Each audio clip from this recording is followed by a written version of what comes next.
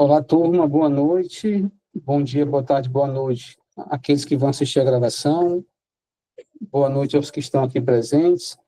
Estamos aqui no 15º encontro do grupo de estudo, né, que estuda a relação entre o hermetismo e a psicologia analítica. Estamos trabalhando o livro do Manning Hall, Os Ensinamentos Secretos de Todos os Tempos, em que o autor ele faz uma análise bem profunda e bem interessante, bem rica, sobre as principais escolas iniciáticas e filosóficas, desde tempos antigos até tempos atuais, né? Hoje, especificamente, ele vai falar um pouco mais sobre o cristianismo. Vimos no encontro passado ele falando, né, sobre o cristianismo, e hoje ele vai falar sobre o Apocalipse, né, e nessa visão simbólica do livro do Apocalipse, cuja autoria é do João Evangelista, né? Estamos aqui no 15º encontro desse grupo de estudo, sempre estudando, a partir da obra do Manning Hall, os conhecimentos relacionados ao hermetismo e relacionando esses conhecimentos herméticos com a psicologia analítica, ok?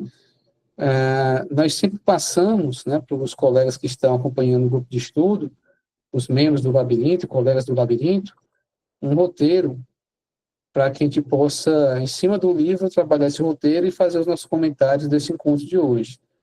Então, no roteiro de hoje, nós temos 3 questões aqui que irão nos orientar no debate, na discussão e nos comentários. A primeira questão é o que sugere o livro do Apocalipse. Segunda questão, o que nos ajuda no confronto com a sombra. E a terceira questão, o que significa o mistério do renascimento da fênix, que ocorre, numa compreensão esotérica, né, que ocorre a cada 600 anos, né? Então, de tempos em tempos, em média, a cada 600 anos, né, ocorre aquilo que se conhece dentro dos meios esotéricos de algumas escolas iniciáticas como o renascimento da fênix, né? Surgimento de um novo paradigma, de novas ideias filosóficas em relação à vida, em relação ao homem, em relação ao mundo, inclusive também surgimento de novas religiões ou uma renovação das religiões antigas, né, que vai gerar uma grande transformação da consciência humana, de modo geral. Como nós estamos trabalhando nesse livro à luz do hermetismo, é sempre bom lembrar, né, que a gente pode compreender de forma bem sintética o hermetismo a partir das 7 leis herméticas, ou dos 7 princípios do hermetismo. Então, como nós já vimos aqui várias vezes, eu sempre costumo começar esse nosso encontro relembrando esses 7 princípios herméticos, né, ou as 7 leis herméticas. Então, nós temos o primeiro princípio, a primeira lei, o princípio do mentalismo. O segundo princípio, o princípio da correspondência. O terceiro princípio, o princípio da vibração. O quarto princípio, o princípio da polaridade. O quinto princípio, o princípio de gênero. O sexto princípio, o princípio de ritmo. E o sétimo princípio, o princípio de causa e efeito, né? Então, de acordo com o primeiro princípio, o princípio do mentalismo, que diz que o universo é mental e que tudo que existe no mundo manifesto, né, faz parte dessa grande mente universal que traz uma lei, que traz uma ordem, que traz uma organização, lei esta que rege os relacionamentos entre todos os seres, entre todas as criaturas. E quando nós falamos de criaturas, nós estamos falando também de um Criador que criou todas as criaturas, né? Ainda de acordo com o hermetismo, o que ocorre ao longo do desenvolvimento desses seres, dessas criaturas, é que no primeiro movimento, esses seres que foram criados, eles vão se distanciando um pouco da sua fonte, do seu Criador. E no segundo momento, esses seres criados começam a caminhar de volta para a sua fonte, para o seu Criador. Essa metáfora, ela se encontra bem presente dentro da teoria junguiana quando nós trabalhamos os conceitos de ego e de self, né? Então, o ego, a origem do ego é o inconsciente coletivo, né? Onde se encontram os arquétipos e o principal arquétipo regulador, que é o self. Então, a origem primária do ego é o self. No primeiro momento da evolução, do desenvolvimento da personalidade de um ser humano, acontece um distanciamento entre ego e self, para que esse ego possa se desenvolver, possa se fortalecer, possa se ajustar ao seu meio sociocultural. Mas depois de uma certa crise existencial, que vai gerar, né, uma grande transformação da personalidade, que a teoria junguiana chama de metanoia, depois dessa crise, que comumente é chamada de crise da meia-idade, o ego reconhece a necessidade de se conectar com algo que o transcende. Esse algo que o transcende, dentro da teoria junguiana, é conhecido como self. Então, no segundo momento do desenvolvimento do ego, esse ego começa a se direcionar para restabelecer o contato com o self. Contato esse que foi sendo perdido ao longo do seu crescimento inicial. Tá? Ainda de acordo com o hermetismo, esse movimento de retorno ao Criador, ele é compreendido como um processo de crescimento psicológico e espiritual. E, mais do que isso, ele é entendido como um processo de iluminação, caracterizado principalmente por uma ampliação da consciência, onde esse indivíduo, esse ser, essa criatura, que está caminhando de volta para a sua fonte, para o seu Criador, ele começa a ter uma clareza melhor, mais ampla e mais profunda sobre quem ele é realmente, de onde ele vem realmente e para onde ele está indo realmente, né? Quando ele começa, então, a encontrar respostas para essas três perguntas fundamentais: quem eu sou, de onde venho e para onde eu vou, esse indivíduo começa a ampliar sua consciência e caminhando para um nível de desenvolvimento que as filosofias, principalmente as orientais, e as religiões denominam, às vezes com palavras diferentes, com conceitos diferentes, mas que representam um processo de iluminação, né? Esse indivíduo vai se iluminando, vai ampliando sua consciência, e essa ampliação de consciência o leva a viver em harmonia e em paz consigo próprio e com os outros seres e com as outras criaturas, porque ele entende, dentro desse processo de iluminação, que todas as partes fazem parte de um todo maior.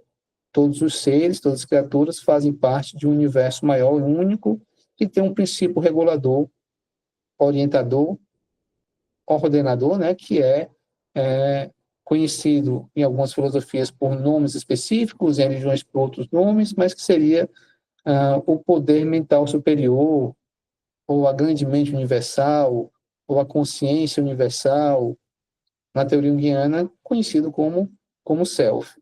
Tá? Nós vimos ao longo desses estudos que essas 7 leis, elas representam também etapas evolutivas nesse processo de evolução. As 3 leis primeiras, né, mentalismo, princípio de correspondência, vibração, diz respeito diretamente à relação do ser com o Criador, né, das criaturas com o Criador. Né? As 3 leis últimas, né, princípio de gênero, princípio de ritmo, princípio de causa e efeito, elas representam a relação das criaturas, dos seres, com os demais seres e com o mundo manifesto. Tá? Então, uma vez que o ser, por exemplo, ele se encontra, e tem consciência disso, que ele se encontra No mundo tridimensional, no mundo da matéria, ele naturalmente ele é submetido à lei de causa e efeito. Não tem como fugir desse princípio, né? E uma vez que ele se encontra também nesse mundo tridimensional, e à medida que ele vai adquirindo consciência, ele vai percebendo que nesse mundo há uma manifestação de ritmos de evolução. Ritmos que levam a uma evolução mais intensa, mais rápida, mais progressiva, e ritmos que levam a uma estagnação ou uma evolução mais lenta e, às vezes, mais regressiva. Né? Fazem parte, né, das formas de evolução nesse mundo manifesto, nesse mundo material. Isso, em relação à psicologia analítica, tem muito a ver com o movimento da energia psíquica. Né? Jung, quando vai teorizar sobre energia psíquica, tem um livro dele bem conhecido que é A Energia Psíquica. Ele vai falar dos movimentos da libido, movimentos, né, dessa energia psíquica, e vai falar de 3 movimentos, né, bem peculiares da energia: a progressão, o represamento e a regressão. Né? Então, esse movimento da energia psíquica segue uma lei hermética que tem a ver com o princípio de ritmo, né? Com a lei de ritmo. Né? E quando a gente fala do princípio de gênero, a gente entende que tudo que se manifesta ora de forma ativa, portanto, nesse sentido, de forma masculina, ora de forma passiva, e nesse sentido, de forma feminina. A própria psique, né? Se a gente olhar para a psique, a gente vai perceber que o ego, que é uma parte dessa psique, ora ele está sendo influenciado pelo inconsciente, recebendo as influências do inconsciente. Então, nesse momento, o ego ele é passivo, ele age de forma feminina, e o inconsciente é ativo, age de forma masculina. E em outros momentos é o contrário, né?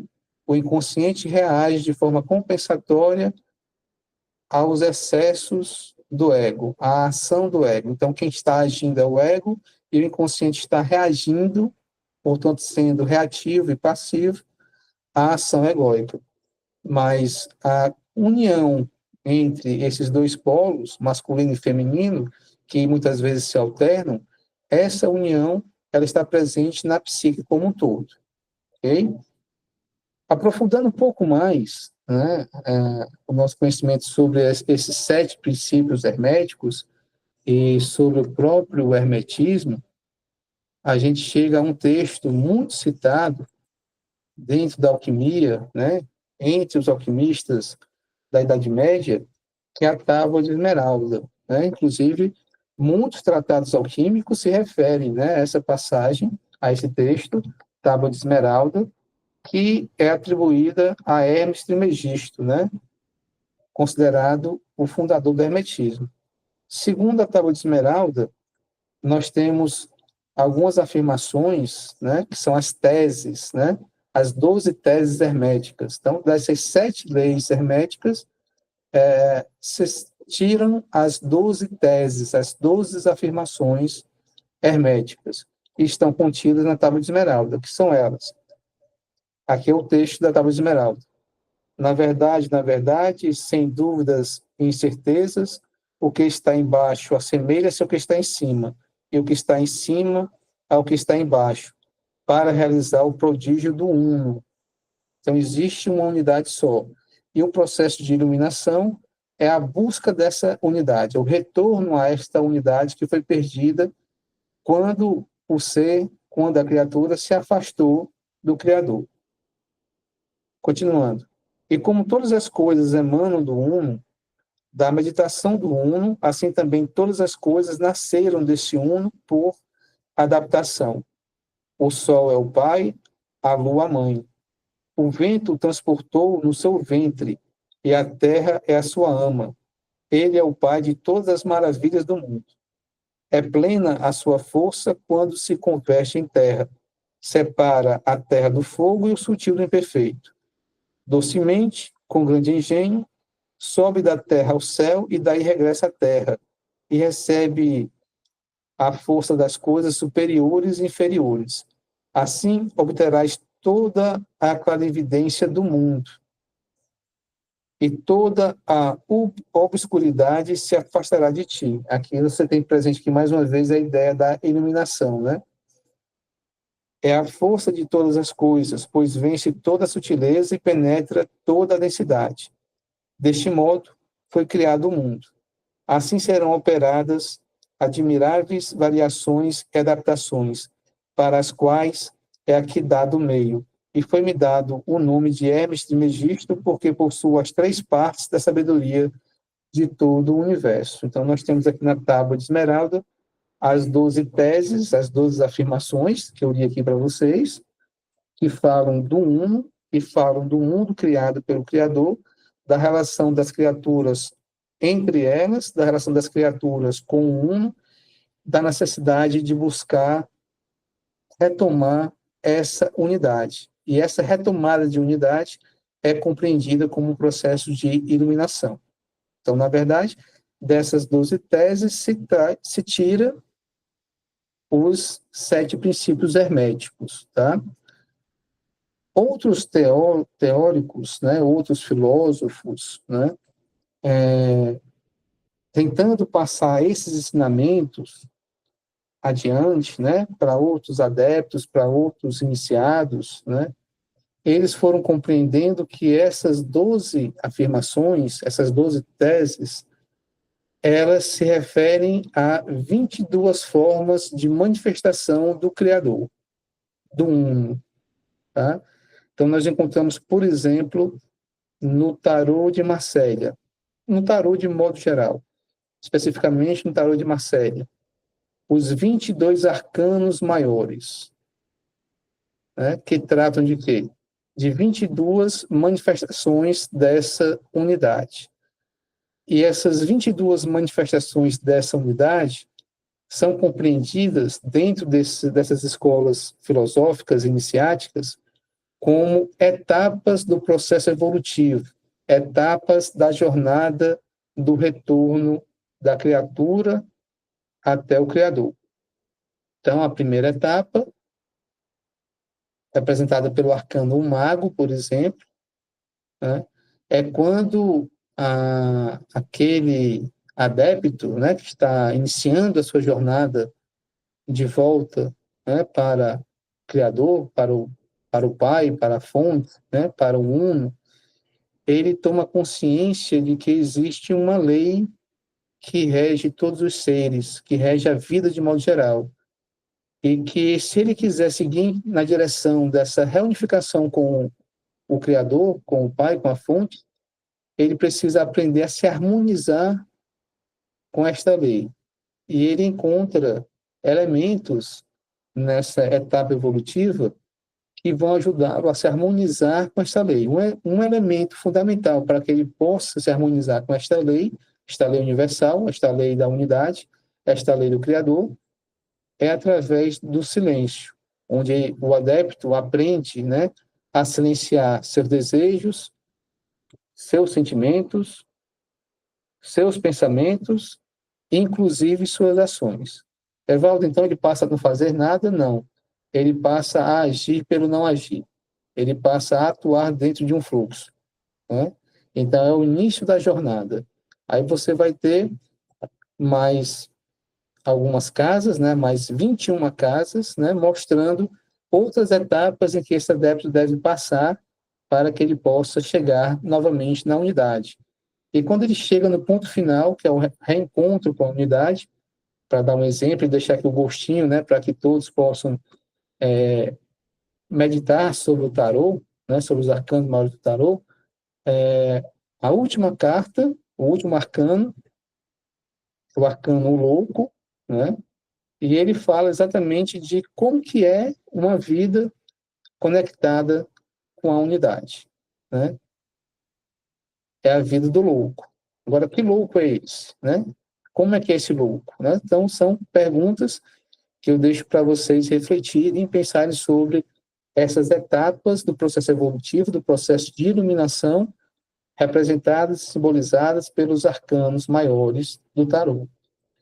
Esses 22 arcanos, eles vão ser colocados também em outras obras, né? Literárias, religiosas, filosóficas, artísticas, né? E aí eu convido vocês, e o próprio autor Manning Hall nos convida, né, a entender o Apocalipse também como um livro que revela essas 22 casas que ajuda a criatura, né, a caminhar de volta para o seu Criador. Então, se vocês olharem bem para o Apocalipse, para o livro Apocalipse, vocês vão ver que ele é composto por 22 capítulos. Cada um desses capítulos representa um desses arcanos, né? Eu deixo aqui mais uma vez o convite, pelo tempo que nós temos é muito pouco, não dá para aprofundar, né, esses capítulos nessa discussão, porque é uma discussão bem profunda, bem complexa, mas fica o convite para que vocês possam reler o Apocalipse, ou ler, quem não leu ainda o Apocalipse, refletindo sobre esses capítulos que são, segundo o próprio autor Manning Hall, casas, né, ou etapas desse processo evolutivo onde a criatura deve passar por desafios, problemas, para que ele possa desenvolver potencialidades e encontrar instrumentos para que assim ele possa continuar progredindo na sua jornada evolutiva na direção do Criador. E coisa interessante, né? Se você pegar também o livro de João, o Evangelho de João, né? Apocalipse é escrito por João. Evangelho de João, também, naturalmente, né, atribuído a João. Se você pegar também essa outra obra, esse outro livro da Bíblia, o Evangelho de João, vocês vão encontrar aí 21 capítulos mais a conclusão, representando também os 22 arcanos, tá? Que orientam o adepto ou a criatura nesse processo evolutivo, tá? E nós, junguianos, nós passamos a compreender também o processo de individuação como uma jornada de iluminação, portanto, uma jornada de crescimento psicológico e espiritual. E essa jornada, ela vai ser trilhada por um ego, pelo indivíduo que tem uma consciência, e o objetivo final desse indivíduo é a ampliação dessa consciência à medida que essa consciência se conecta, né, com aquilo que a teoria junguiana vai chamar de self, e vai trazer para essa consciência egóica potencialidades adormecidas, ideias, possibilidades de comportamentos, que serão fundamentais e muito importantes para que esse indivíduo possa se ajustar melhor a si próprio, ao seu meio sociocultural, aos outros seres, às outras criaturas, às outras pessoas que convivem com ele, e também para que ele possa se ajustar com aquela força, aquele poder, aquele arquétipo que deu origem a tudo, que é o arquétipo do self, tá? Então, é muito importante que a gente tenha isso em mente, né? Que a gente possa entender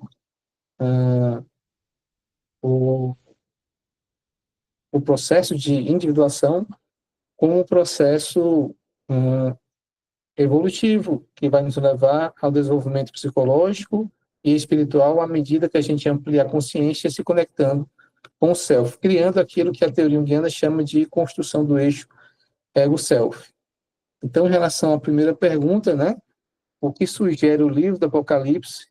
Ele sugere, né, ele apresenta, na verdade, um processo de crescimento psicológico e espiritual que deve ocorrer com cada ser.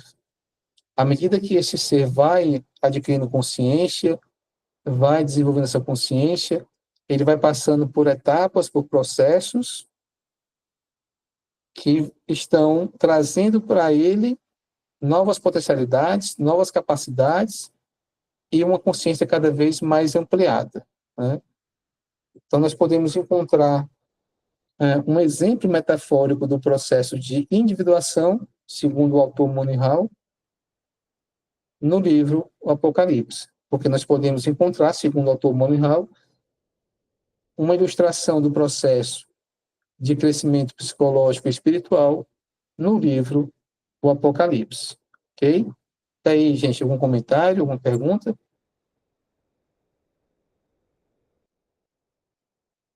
Não, professor, tudo tranquilo, está caminhando. Tranquilo, né? Caminhando, né? Bem, o processo, nós sabemos, né, que o processo de individuação não é fácil, complexo e complicado, difícil, né? Por quê?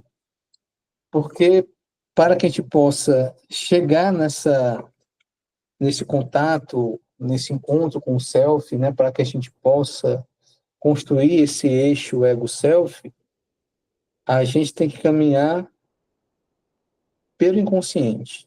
A gente tem que passar, né, por processos inconscientes. E também, à medida que a gente vai passando por esses processos inconscientes, a gente precisa fazer aquilo que Jung chama, na sua obra, de confronto com o inconsciente, ou confronto com a sombra, né?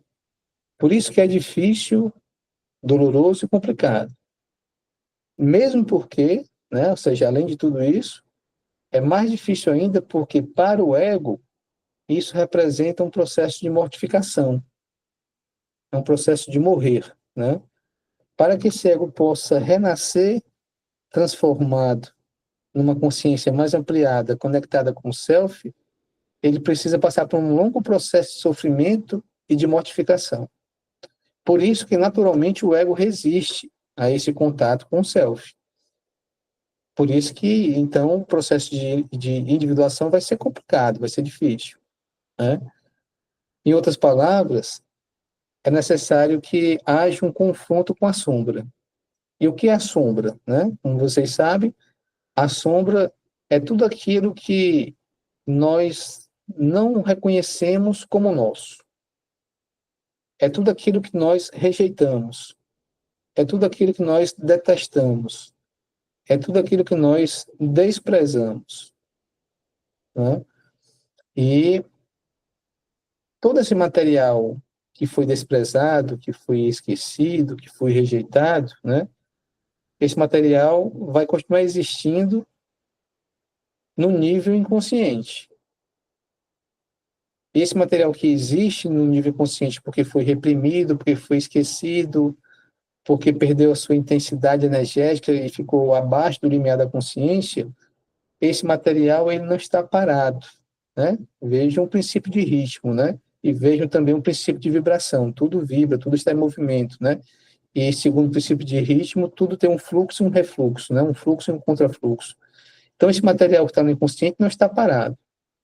Está sendo ordenado, organizado lá no inconsciente, sendo, inclusive, integrado em estruturas maiores, os chamados complexos autônomos, os complexos de tonalidade afetiva autônomos, né? E esses complexos perturbam o ego, afetam o ego, causam transtornos, inclusive muitas vezes transtornos mentais de comportamento. Outras vezes produzem atos sintomáticos, né? Esquecimentos, atos falhos, né? Disfunções, distúrbios fisiológicos e por aí vai, transtornos mentais de comportamento e por aí vai, né? Professor, Então, pois não, Afonso. professor, eu sou fã de sombra e eu lembrando aqui, esses conteúdos da sombra também, eles podem, quando há esse afastamento do ego do céu, para que o ego possa dar conta da vivência, da vida, né? Isso, Alguns desses conteúdos, eles perdem força, porque diante daquilo que você acaba vivenciando. Então, isso, assim, na verdade, a sombra é algo que nos constitui, com certeza, né? E que, pelo esse afastamento, às vezes, perde força, não tem energia, porque você está no ego, às vezes você está nas suas vivências, né? Então, há coisas isso. que você vai encontrar, outras que você talvez não encontre, não queira, não tenha força suficiente para esse processo. Perfeito, e até porque você faz questão de não encontrar, né? Tudo aquilo que é sombrio, como é incompatível com a tua natureza de consciência egóica, né? E como você rejeitou porque você acha que é errado, acha que é maléfico, acha que não é adequado, né? Então você faz questão de não encontrar. Você é forçado a encontrar esse material recalcado, esquecido, reprimido, que está no inconsciente, por quê? Pelo quê? Pelos sintomas. Então, o sintoma que te perturba é o sintoma que vai te levar a olhar para a tua sombra, né? E qual a importância, Evaldo, de olhar para a sombra? É porque através da sombra você vai chegar na luz. É através da sombra que você vai chegar no self, tá? Então, não vai haver iluminação, em todas as escolas esotéricas, filosóficas, iniciáticas, né, que foram comentadas aqui no livro do Monty Hall, todas elas afirmam a mesma coisa, que não tem como você chegar na iluminação sem que você, primeiramente, entre em contato com as trevas, com a sombra, né? E isso está muito presente na teoria junguiana. Não tem como você ampliar sua consciência sem que você entre em contato com a sombra, né? Sem você realizar aquilo que Jung chama de confronto com o inconsciente. E o que é que vai nos ajudar nesse confronto com o inconsciente? É a pergunta que eu tinha colocado nesse nosso roteiro, que vocês podem ver também no livro lá do Monty Hall. O que não vai nos ajudar é esse confronto com a sombra? Bem, a ideia de confronto. O que é confronto? Né? Confronto é quando você coloca dois, dois lados, né, até então antagônicos, em contato, né? Então, para que possa haver um confronto, tem que ter uma dissociação, tem que ter uma separação. Para que haja uma separação a nível psíquico, é necessário o quê? Que haja um fortalecimento de ego. Esse ego precisa estar forte, fortalecido, para que depois, em outro momento, ele possa fazer o confronto com a sombra, né? O que é que vai nos ajudar nesse confronto com a sombra? É a firmeza de ego, é a força do ego. Então, esse ego tem que estar apegado a valores, a ideias, a crenças sólidas para ele, para que depois ele possa confrontar esses valores, essas ideias, essas crenças com aquele material reprimido, recalcado, adormecido no inconsciente. À medida que há o confronto, né, entre esses dois lados antagônicos, vai surgir um terceiro elemento. Esse elemento que vai surgir como terceiro elemento é a consciência ampliada, é a nova consciência ampliada. Então, nesse confronto, tanto morre o ego, como morre uma parte da sombra, para que possa surgir a partir daí um terceiro elemento, que é um ego, uma consciência mais ampliada, né? Por isso que é muito perigoso, né, a gente levar um paciente nosso a entrar em contato direto com o material do inconsciente, sem fortalecer esse ego primeiro, porque pode não haver um confronto autêntico com esse consciente, pode haver, na verdade, uma invasão do inconsciente sobre a consciência daquele indivíduo, levando aquele indivíduo até a um surto psicótico, por exemplo, né, ou uma atuação que vai levar, inclusive, a tentar o suicídio ou a matar alguém, por exemplo, né? Então, antes de fazer o confronto, de realizar o confronto, é necessário fortalecer o ego.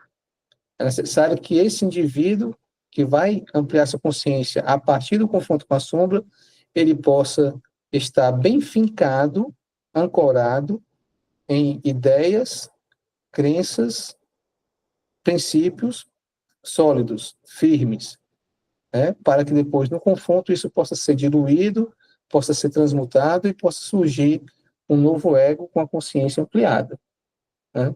Então, não há processo de individuação, assim como não há processo de iluminação, sem essas duas condições. Qual é a primeira condição?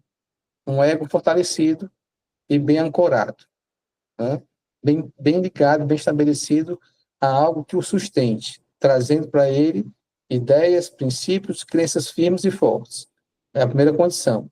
Qual é a segunda condição? Para que possa haver um confronto e depois desse confronto possa surgir a ampliação da consciência. É que esse ego tenha condições de olhar para a sombra, de olhar para o inconsciente. Como é que a gente ajuda ao nosso paciente a olhar para a sombra dele? Mostrando os sintomas e ajudando ao paciente a encontrar nesses sintomas símbolos de transformação, símbolos de crescimento, potenciais do self que estão se manifestando indiretamente através dos sintomas, né? Então, esse é o trabalho que nós fazemos no consultório. né? Fortalecemos o ego, depois ajudamos ao indivíduo a olhar para o seu material inconsciente a partir dos sintomas. E depois a gente ajuda o paciente a entrar em confronto com esse material reprimido para que possa surgir desse confronto um terceiro elemento. E aí, quando eu falo do confronto entre consciência e inconsciente, né, eu estou falando também de um hieros gamos, de um casamento sagrado, né, um casamento entre o rei e a rainha, né, entre o princípio masculino e o princípio feminino. Ou seja, é da união, da junção entre consciência, vamos entender a consciência agora, nesse exemplo, como o rei, e o inconsciente, nesse exemplo, como a rainha. A partir da conjunção entre rei e rainha surge o filho, que é o terceiro elemento. O que é o terceiro elemento? É a consciência renovada, né? É essa consciência ampliada, que resulta na criação do eixo ego-self. Professor, aí eu estou falando da sombra, falando do rei e da rainha, eu estava lendo hoje à tarde sobre a questão da ânima, né? Da anima, né? Isso, da Esse, ânima, isso. do Rio, né? E ele fala, e lá fala exatamente sobre essas questões de se o confronto com a sombra já é algo muito forte, com o anima é estonteante, usa esse termo, né? É uma matéria-prima. E que é um processo que é muito trabalhado e é para ser trabalhado como uma matéria muito importante dentro da psicoterapia do ponto de vista analítico, né, professor? Exatamente, Esse recurso Afonso. em cima dessa ânima, né? E eu Exatamente. fiquei, assim, fiquei estarrecido com a complexidade, que aí vem Eros, vem Psique, e vem tanta coisa, né? E é difícil esse confronto, né? Porque vem medo, tristeza, vem irritação, vem alegria, vem risadas. Eu me lembro dessas relações humanas hoje, por exemplo, que se vê muita clínica, né? Do ciúme, da dificuldade do relacionamento, ou seja, desse reconhecimento do homem, por exemplo, desse arquétipo da ânima dentro dele, né? Isso, isso. Então, com É um processo situações muito que difícil, muito complicado, muito mais do que o confronto com a sombra, né? Mas quando a gente fala aqui de sombra, nesse sentido aqui, a gente fala da sombra de modo geral, todo o inconsciente, né? Então, a ânima, ela se manifesta no inconsciente, ela faz parte do inconsciente, né? A ânima, nesse caso, ela é mais complexa ainda porque ela vai nos levar a entrar em contato com aquilo que a teoria junguiana chama de inconsciente coletivo. Então, o potencial energético que a ânima vai trazer é muito maior do que o potencial energético que a sombra pessoal vai trazer, né? Entendendo agora como estruturas, né? Estruturas de sombra, estrutura de ânima. Então, é muito mais perigoso e arriscado, né, esse confronto com a ânima do que seria o confronto com a sombra pessoal, embora sejam dois processos difíceis, dolorosos e complexos, né? Mas com a ânima, realmente você tem razão.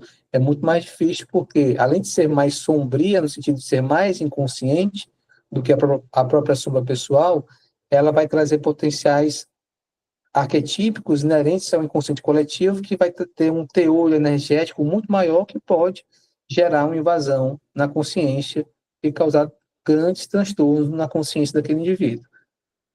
Então, é necessário ter muita cautela, muito cuidado e deixar que o processo siga seu fluxo natural. É bom que a gente não force nada, que a gente não queime etapas, né? E que a gente não direcione o processo de acordo com a nossa vontade. É bom que a gente entenda que esse processo é guiado por um núcleo central regulador. Esse núcleo central regulador é o self, é o si mesmo, de onde vêm todas as coisas, inclusive a ânima, inclusive o ego, e é esse self que vai regular o processo. Ele vai trazendo para a consciência aquilo que é necessário trazer e através do caminho que ele entende que é o melhor caminho possível, né? É um conflito familiar, é a perda de um emprego, é uma doença psicossomática, é um transtorno mental de comportamento. Quem vai direcionar isso é o self.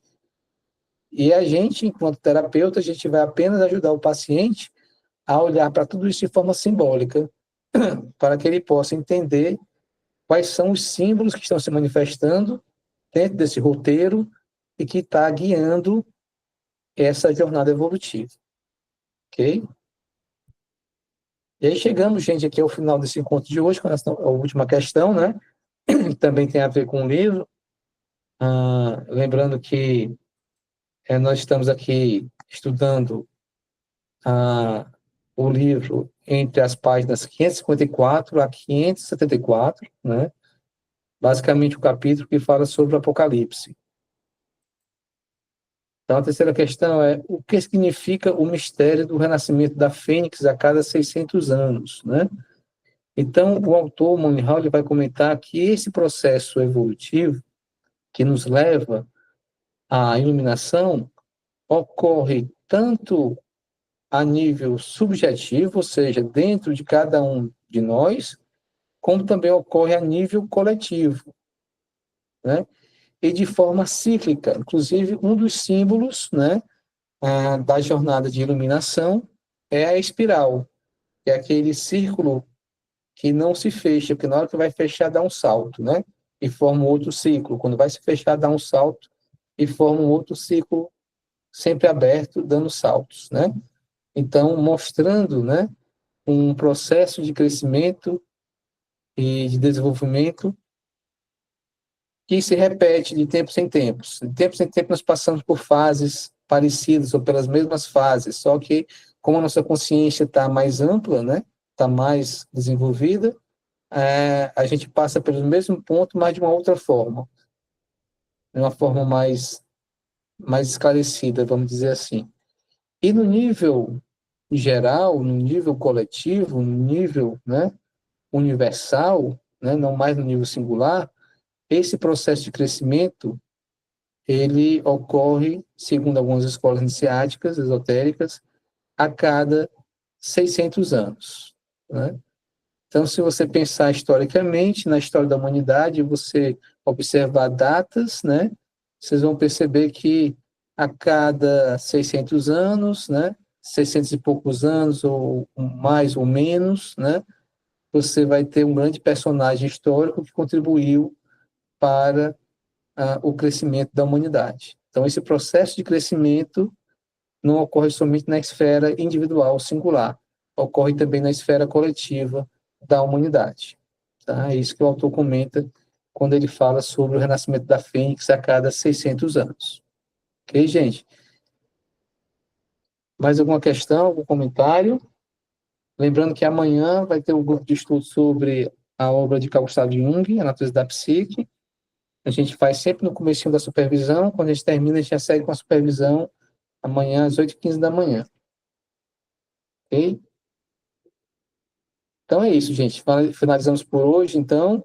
Aguardo vocês amanhã, 8h15 da manhã, no nosso outro grupo de estudo. Tá ótimo, professor. Obrigado aí. Boa noite a todos. Boa noite, Afonso. Boa noite, bem-vindo. Boa noite a todos. Bom dia, boa tarde, boa noite a todos aí. Até mais.